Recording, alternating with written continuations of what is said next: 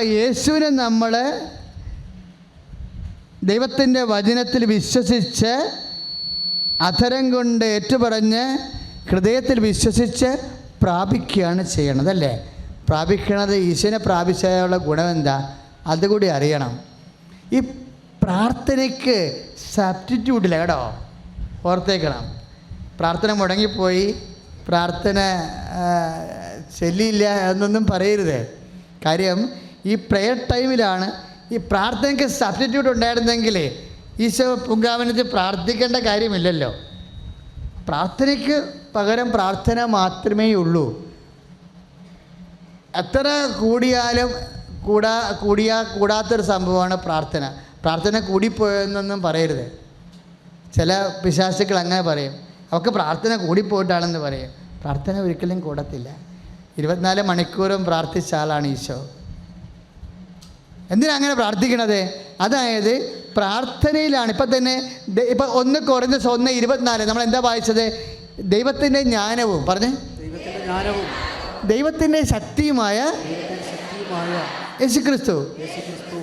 നിങ്ങളൊന്ന് ചിന്തിച്ചേ, ഞാൻ പ്രാർത്ഥിച്ചുകൊണ്ടിരുന്നപ്പോഴാണ് ഈ വചനം എൻ്റെ മനസ്സിൽ വന്നൊരു പരിശുദ്ധാത്മ പറഞ്ഞത്. എന്താണെന്നറിയാവോ?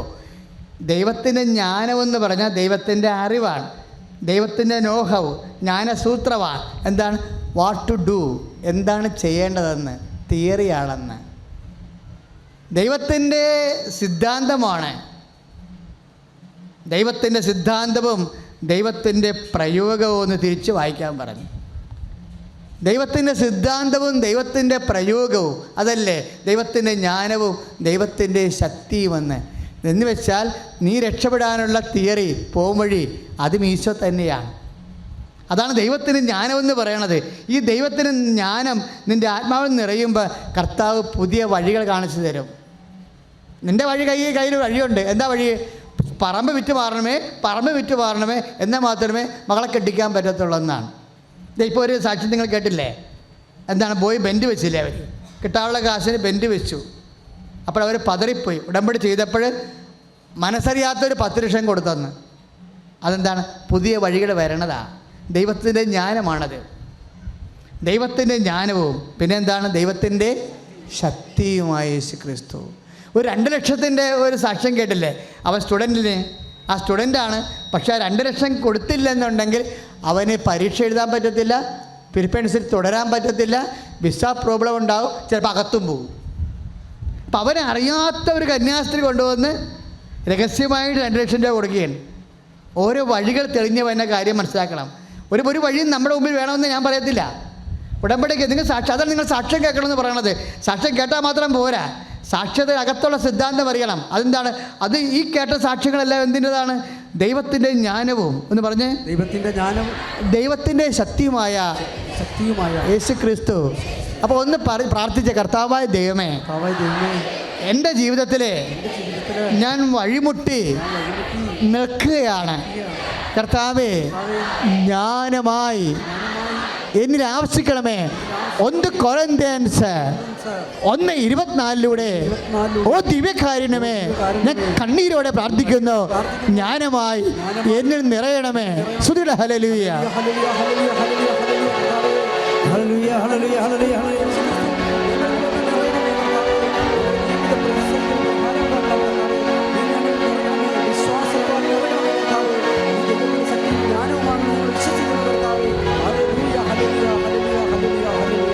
സ്തുതിയുടെ ഹല്ലേലൂയ.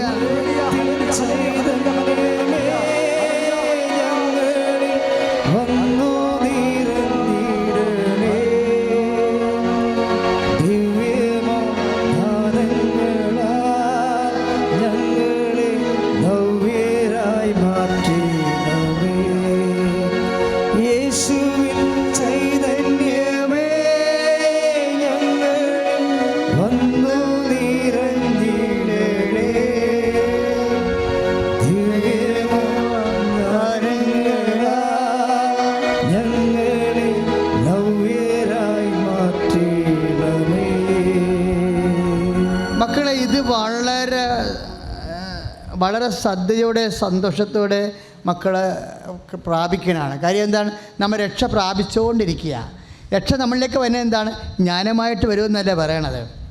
ലുക്കാ 2:30 അനുസരിച്ച് കൊണ്ട് റോമ 10:9 അനുസരിച്ച് കൊണ്ട് രക്ഷ പ്രാപിക്കുകയാണ്. ആ രക്ഷയാകുന്ന ദൈവത്തിൻ്റെ ജ്ഞാനം നമ്മുടെ ഉള്ളിലേക്ക് ആവശ്യിക്കപ്പെടുകയാണ്. അതുകൊണ്ടാണ് ബ്രദർ ആ പാട്ട് പാടിയത്. നമുക്ക് ഒരിക്കൽ കൂടി പാട്ട് പാടിക്കൊണ്ട് സ്തുതിച്ച് കർത്താവിന് ജ്ഞാനം പ്രാപിക്കാം. ഹല്ലേലൂയ. ദൈവത്തിൻ ചൈതന്യമേ വന്നു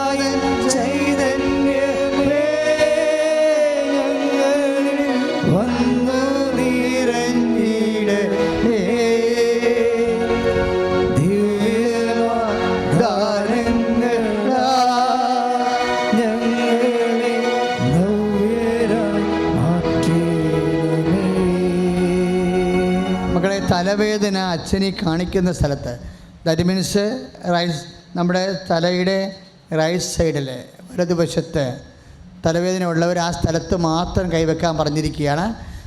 തലയുടെ വലതുവശത്ത് തലവേദന ഉള്ളവർ വർഷങ്ങളായിട്ടുള്ളവരാണ്.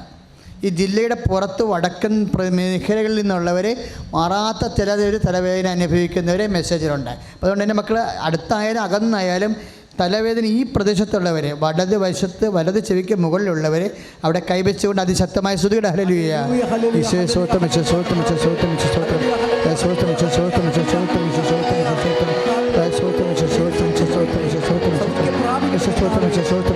Lord Jesus Christ, pour out His Spirit, the fire finger, soak with the precious blood. I command you in the name of Jesus Christ to be healed.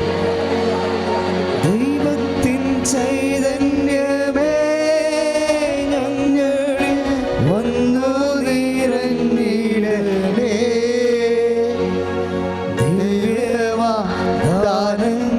ദൈവദാനങ്ങളാൽ ഞങ്ങളെ ഭവ്യരായി മാറ്റണമേ. പരിശുദ്ധ പരമദിവ്യകാരുണ്യത്തിന് ആരാധനയും സ്തുതിയും പുകഴ്ചയും ഉണ്ടായിരിക്കട്ടെ. മക്കളെ ശ്രദ്ധിക്കുക. പൂച്ചയുടെ തലയോട്ടി പോലെ, എന്നാ പൂച്ചയുടെ തലയോട്ടി എന്ന് പറഞ്ഞത് എനിക്കറിയത്തില്ല. അതിന് വായും 2 കണ്ണും ദൂരം. ഇതുപോലെ ഒരു അസ്ഥിഭാഗം നമ്മുടെ ശരീരത്തിലുണ്ട്. 3 ദൂരം അതിനുണ്ട്. ഒരു അസ്ഥി ഇങ്ങനെ കുഞ്ഞു പൂച്ചയുടെ തലയോട്ടി പോലെ ഒരു അസ്ഥി, ഉണ്ട പോലെ ഒരു അസ്ഥി. അസ്ഥിക്ക് 3 ദൂരങ്ങളുണ്ട്. അതിലൂടെ ഞരമ്പോ പേശികളോ ഒക്കെ പസ് ചെയ്യണതാണ്. പക്ഷേ 3 ദൂരങ്ങളിൽ ദ്രവിപ്പുണ്ട്. ആ അസ്ഥി ദ്രവിച്ചുകൊണ്ടിരിക്കുക. അതുപോലെ ഇത്തരം അസ്ഥിക്ക് രോഗമുള്ളവരെ കർത്താവ് ഇപ്പം സ്പർശിച്ച് സുഖപ്പെടുത്തിക്കൊണ്ടിരിക്കുന്ന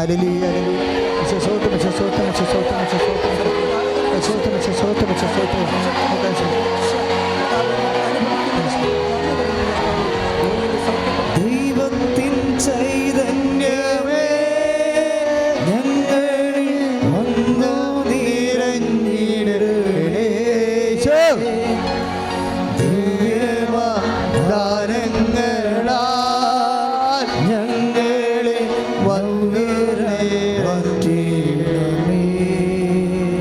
പരിശുദ്ധ പരമദിവ്യകാരുണ്യത്തിന് ആരാധനയും സ്തുതിയും പുകഴ്ചയും ഉണ്ടായിരിക്കട്ടെ. എൻ്റെ പേര് റോസ്മി ജോർജ്. ഞാൻ ആലങ്ങാട് സെൻറ്റ് മേരീസ് ഇടവകയിൽ നിന്നാണ് വരുന്നത്.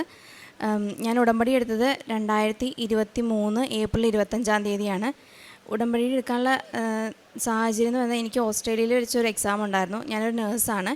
അപ്പം എനിക്ക് അങ്ങോട്ടേക്ക് മൂവ് ചെയ്യാൻ വേണ്ടിയിട്ടുള്ള രജിസ്ട്രേഷൻ വേണ്ടിയിട്ടുള്ള ഫൈനൽ എക്സാം ആയിരുന്നു. അതൊരു പ്രാക്ടിക്കൽ എക്സാം ആയിരുന്നു. അപ്പം നമ്മളവിടെ ചെല്ലുന്നു, എക്സാം എഴുതുന്നു. എക്സാം അത്യാവശ്യം നല്ല പാടായിരുന്നു. പിന്നെ നമ്മൾ ഓരോ തവണ ആലോചിക്കുമ്പോഴും ഓർക്കുമ്പോഴും അത് ഓരോ തവണ നമ്മൾ ചെയ്ത ഓരോ സ്റ്റേഷനിൽ നമ്മൾ ചെയ്ത മിസ്റ്റേക്കുകൾ മാത്രമാണ് അത് ഓർമ്മ വന്നുകൊണ്ടിരുന്നത്. അപ്പം ഞാൻ അതിന് മുമ്പ് വരെ ഉടമ്പടി എടുത്തിട്ടില്ലായിരുന്നു. അപ്പം ഞാൻ എക്സാം കഴിഞ്ഞപ്പം ആദ്യം ചെയ്ത് എല്ലാവരോടും പറഞ്ഞു ഭയങ്കര പാടായിരുന്നു, ഞാൻ കൃപാസനത്തിൽ വന്ന് ഉടമ്പടി എടുക്കാൻ പോവാണ്.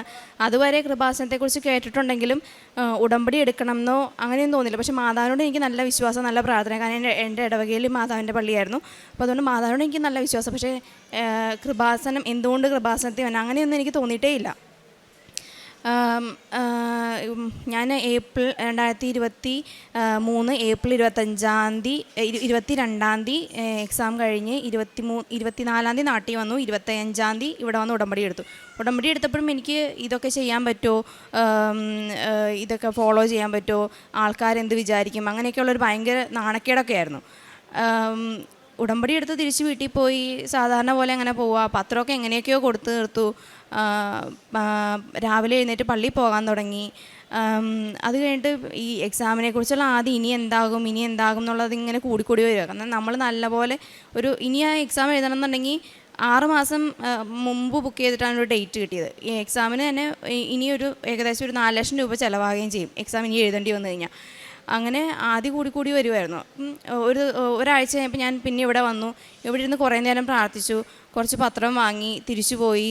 അത് വലിയ നാണക്കേടൊന്നുമില്ലാതെ എല്ലാം കൊടുത്തു തീർത്തു. അത് കഴിഞ്ഞ് തിരിച്ച് ചെന്നിട്ട് എനിക്ക് ഒരു നേർച്ച ഉണ്ടായി. അച്ഛൻ്റെ ഒരു ധ്യാനത്തിൽ എപ്പോഴും ഞാൻ കേട്ടിട്ടുണ്ട് ഇങ്ങനെ വിശേഷവിധിയായി എന്ത് ചെയ്യാൻ കഴിയുമെന്ന്. അപ്പോഴാണ് എനിക്കൊരു നേരത്തെ എപ്പോഴും ഉണ്ടായിരുന്നത്, മുടി വടിക്കാമെന്ന് ഞാൻ മാതാവിൻ്റെ അടുത്ത് നേർന്നിട്ടുണ്ടായിരുന്നു. ആരോടും ചോദിച്ചില്ല, പറഞ്ഞില്ല. അടുത്തുള്ളൊരു ഷോപ്പിൽ പോയി മുടി വടിച്ചു, മൊട്ടത്തലയായി. പലതും പറഞ്ഞു, ആ കൊച്ചിന് എന്ത് പറ്റി, കൃപാസനത്തിൽ പോയ ആൾക്കാർക്ക് വട്ടാവോ എന്ന് വരെ ചോദിച്ച ആൾക്കാരുണ്ട്. പക്ഷേ അതൊന്നും എന്നെ അഫക്റ്റ് ചെയ്തതേ ഇല്ല.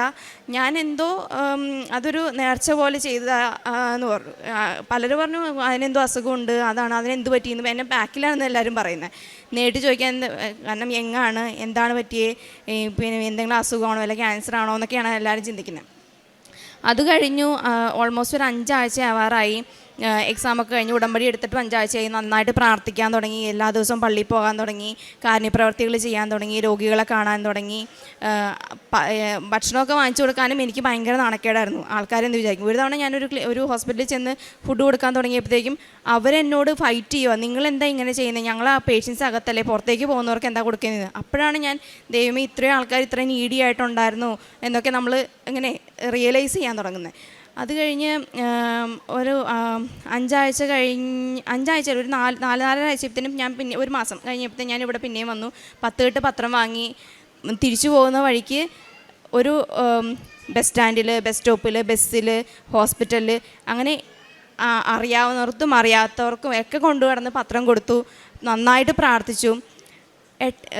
ശരിക്കും പറഞ്ഞു കഴിഞ്ഞാൽ പുറത്തിറങ്ങുമ്പോൾ തന്നെ എല്ലാവരും ചോദിക്കുന്നത്, ആദ്യം ചോദിക്കുന്നത് എന്ത് പറ്റിയെന്ന്, രണ്ടാമത് ചോദിക്കുന്നത് പോകുകയെന്ന് പറഞ്ഞല്ലോ, എന്നാ പോകുന്നേ, പോയി എന്ന് പറഞ്ഞു കേട്ടല്ലോ. ശരിക്കും പറഞ്ഞു കഴിഞ്ഞാൽ പുറത്തിറങ്ങാൻ പറ്റാത്ത അവസ്ഥയാണ്. പുറത്തിറങ്ങി കഴിഞ്ഞാൽ എന്താ പോവാത്തേ, എന്താ കിട്ടിയോ കിട്ടിയില്ലേ എന്നൊക്കെയാണ്. എക്സാമിൻ്റെ റിസൾട്ട് എല്ലാവരും പറയും എക്സാമിൻ്റെ റിസൾട്ട് വന്നിട്ടില്ല. 8 ആഴ്ച കൊണ്ട് വരുന്ന റിസൾട്ട് 5-ാമത്തെ ആഴ്ച അതിൻ്റെ റിസൾട്ട് വന്നു. റിസൾട്ട് വന്നിട്ട് എനിക്ക് തുറന്നു നോക്കാൻ പേടിയാണ്. തുറന്നു നോക്കി കഴിയുമ്പം എനിക്കറിയത്തില്ല എന്നാ പറയണ്ടതെന്ന്. 10-ൽ 9-ൽ ഞാൻ പാസ്സായി. 7 കിട്ടിയാൽ മതിയായിരുന്നു. എനിക്ക് അവിടെ എന്ന് പറഞ്ഞെങ്കിൽ യാതൊരു റൈറ്റും ഇല്ലാത്ത ആളെ കിട്ടാനായിട്ട്. കാര്യം എന്ന് പറഞ്ഞെങ്കിൽ അവിടെ എക്സാം എഴുതാൻ വന്നേക്കണവർ ഓൾമോസ്റ്റ് എല്ലാവരും തന്നെ ഓസ്ട്രേലിയയിൽ പഠിച്ചവർ, ഓസ്ട്രേലിയയിൽ ഈ എക്സാമിന് വേണ്ടി ട്രെയിനിങ് എടുത്തവർ. അതുമാത്രമല്ല 10, 15, 20 വർഷം ഒക്കെ സ്പെഷ്യാലിറ്റിയിൽ എക്സ്പീരിയൻസ് ഉള്ള ആൾക്കാരാണ് എക്സാം എഴുതാൻ വന്നേക്കുന്നത്. അവിടെ വെച്ച് നോക്കുമ്പോൾ ഞാൻ ഒന്നുമല്ലായിരുന്നു. അവരെയൊക്കെ മുമ്പിൽ വെച്ച് ദൈവം എന്നെ അങ്ങ് ഉയർത്തിപ്പിടിച്ചു. ഞാൻ വാവിട്ട് കരയുമായിരുന്നു. എനിക്ക് എന്താ പറയേണ്ടതെന്ന് പോലും അറിയത്തില്ല. ഒച്ചയായിട്ട് മമ്മി പേടിച്ച് ഓടി വന്നിട്ട് എന്ത് പറ്റിയെന്തോ, ഞാൻ റിസൾട്ട് അറിഞ്ഞ് മമ്മി എന്താ പറയേണ്ടതെന്ന് പോലും അറിയത്തില്ല. മമ്മി ഞാൻ ചേച്ചെന്ന് പറയുക. മമ്മി കരയില്ലെന്ന്. ഹസ്ബൻഡിനെ വിളിച്ച് കഴിയുമ്പോൾ ഹസ്ബൻഡ് പറഞ്ഞ് കുഴപ്പമില്ല, കിട്ടിയില്ലെങ്കിൽ വേണ്ട, നീ കരയില്ലേന്ന് പറഞ്ഞപ്പോൾ ഞാൻ പാസ്സായെന്ന് പറഞ്ഞ് ഞാൻ വാവിട്ട് കരയുക. കാരണം വെച്ചാൽ അത്രയും ഓൾറെഡി ജോലി റിസൈൻ ചെയ്തിരിക്കണു, ഇതിനു വേണ്ടി തന്നെ ഇനി എന്ത് ചെയ്യുന്ന അറിയത്തില്ലാത്തൊരവസ്ഥയിലായിരുന്നു. അങ്ങനെ അത് കഴിഞ്ഞ് അടുത്ത സ്റ്റെപ്പുകൾ തുടങ്ങി, പ്രോസസ്സിങ്ങുകൾ.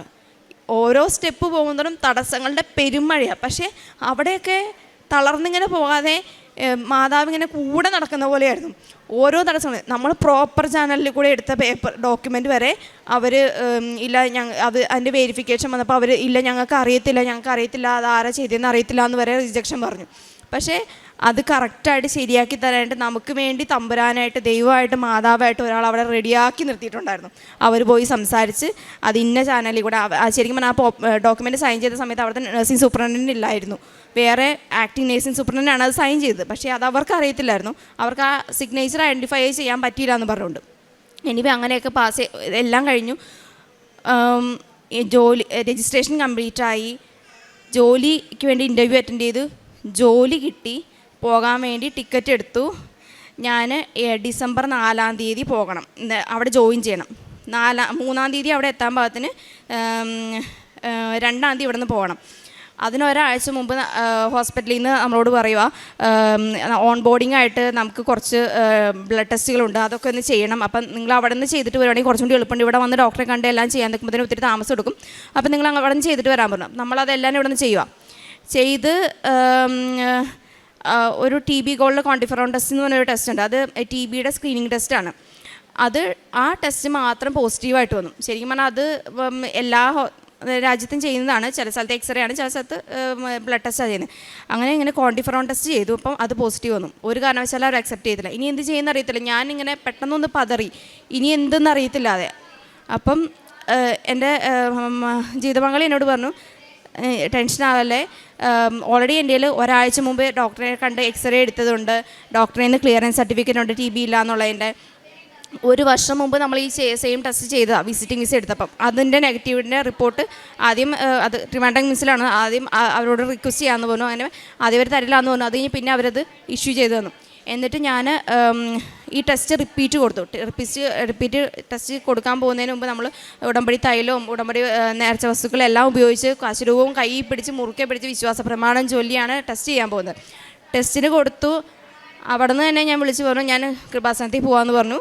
കൃപാസനത്തിലേക്ക് വന്നു. ഇവിടെ വന്നു അച്ഛനെ കാണാൻ വേണ്ടിയിട്ട് ടോക്കൺ എടുക്കാൻ നിന്നു. ദൈവകൃപയാൽ അച്ഛനെ കാണാനുള്ള ഭാഗ്യമുണ്ടായി. അച്ഛൻ എൻ്റെ തലയിൽ കൈവച്ച് പ്രാർത്ഥിച്ചു.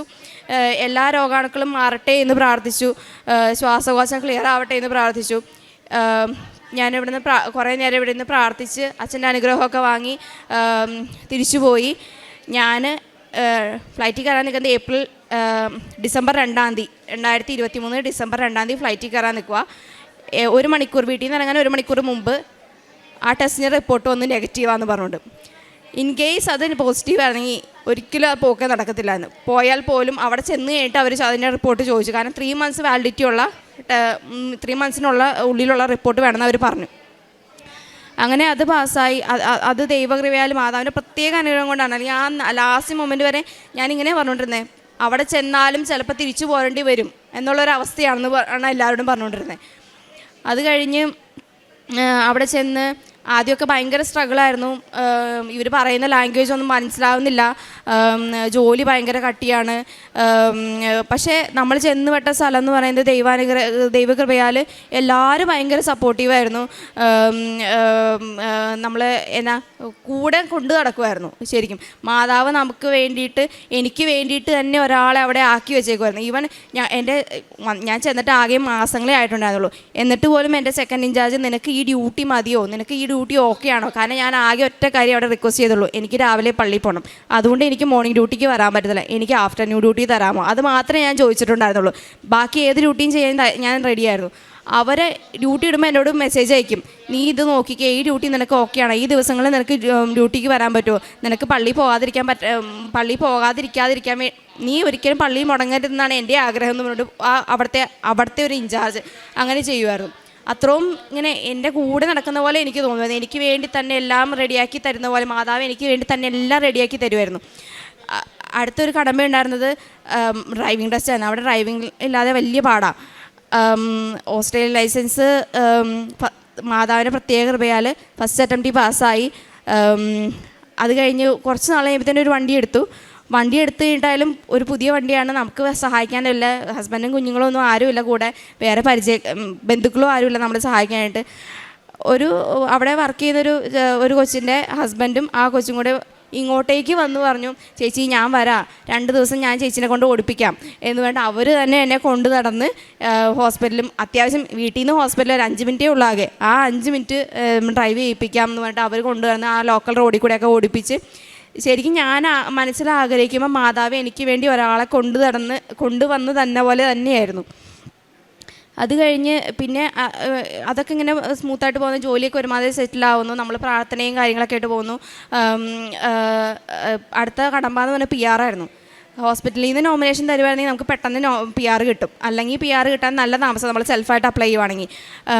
എന്നിട്ട് സാധാരണ അവർ ഹോസ്പിറ്റലിൽ നിന്ന് കൊടുക്കുന്നത് 1 വർഷം കഴിഞ്ഞേ കൊടുക്കത്തുള്ളൂ. എനിക്കറിയാമല്ലോ അതെങ്ങനെ. ഒരു ജൂൺ ജൂലൈ ആയപ്പോഴത്തേനും എൻ്റെ ഹസ്ബൻഡ് എന്നോട് പറഞ്ഞു, നീ ഒരു ഏപ്രിൽ നാട്ടിൽ വരുവാണെങ്കിൽ നമുക്ക് എല്ലാവർക്കും കൂടി പിള്ളേരെയും ഞാനും എല്ലാവരും കൂടി നമുക്ക് ഒരുമിച്ച് തിരിച്ചു പോകാമെന്ന് പറഞ്ഞു. അപ്പം ഞാൻ ഹസ്ബൻഡിനോട് പറഞ്ഞു, ഞാൻ ഏപ്രിലിൽ നാട്ടിൽ വരുന്നില്ല, നിങ്ങൾ പറ്റുമെങ്കിൽ എനിക്ക് ഒക്ടോബറിൽ ഒരു ടിക്കറ്റ് എടുത്തുക, ഞാൻ അഖണ്ഡജപമാല റാലിക്ക് വരുന്നുണ്ടെന്ന് പറഞ്ഞു. പുള്ളി അപ്പം തന്നെ ടിക്കറ്റ് നോക്കിയിട്ടുണ്ട്, $700 ആവും, അപ്പം കുഴപ്പമില്ല ഇപ്പം തന്നെ ബുക്ക് ചെയ്തോളാൻ പറഞ്ഞു. അപ്പം തന്നെ പുള്ളി അത് ബുക്ക് ചെയ്യുകയും ചെയ്തു. ഞാൻ ബുക്ക് ചെയ്തതിന് ശേഷമാണ് ലീവിന് അപ്ലൈ ചെയ്തപ്പോൾ പുള്ളി അവിടുത്തെ ഇൻചാർജ് പറഞ്ഞു, അതിനെന്താ നീ എടുത്തോന്ന് പറഞ്ഞു, ഒരു കുഴപ്പമില്ലാന്ന് പറഞ്ഞു. അപ്പം ആകെ വരുന്നത് 10 ദിവസത്തേക്കാണ്. അപ്പോൾ ആ പുള്ളിക്കാരൻ എന്നോട് ചോദിച്ചു, എൻ്റെ 10 ദിവസത്തേക്ക് എടുക്കണം, നിനക്കെന്താ 1 മാസം എടുത്തൂടെ, 1 വർഷം ആവുമല്ലേ വന്നിട്ടെന്ന് പറഞ്ഞു. അപ്പോൾ ഞാൻ പറഞ്ഞില്ല, എനിക്ക് 10 ദിവസത്തേക്ക് മതി, ഞാനൊരു പ്രയറിന് വേണ്ടി പോകാൻ പറഞ്ഞു. അങ്ങനെ ഞാൻ അഖണ്ഡജപമാല റാലിക്ക് വരാനായിട്ട് ഒരു 3 ദിവസം മുമ്പ് കണ്ട റാലിയുടെ 3 ദിവസം മുമ്പാണ് ഇങ്ങോട്ട് വന്നത്. അതിനൊരു 2 ദിവസം മുമ്പ് PR-ൻ്റെ നോമിനേഷൻ പേപ്പർ അവരവിടെ നിന്ന് തരുക. ഒരിക്കലും ആ ഹോസ്പിറ്റലിൽ നിന്ന് 1 വർഷത്തിന് മുമ്പ് PR-ൻ്റെ നോമിനേഷൻ കൊടുത്തിട്ടില്ല.